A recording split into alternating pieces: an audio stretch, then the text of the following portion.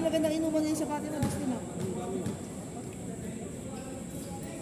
Yung sa may tamat ng Isimbal, yung tamat ng Reco dati.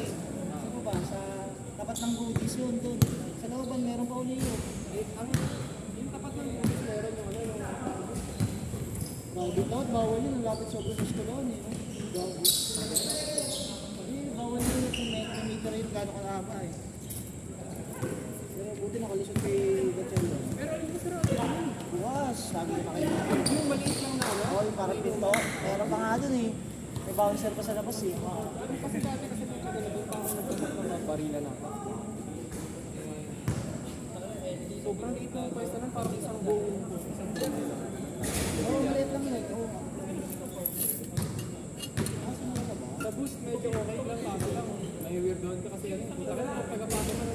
Siyempre, tagabagan yun eh. Mga pati maniacs yung mga Kaya natin. di ba pa din talaga kapag sa music. Napuputol na yung video. Ay, puno yan. Delete ka ng mga old video.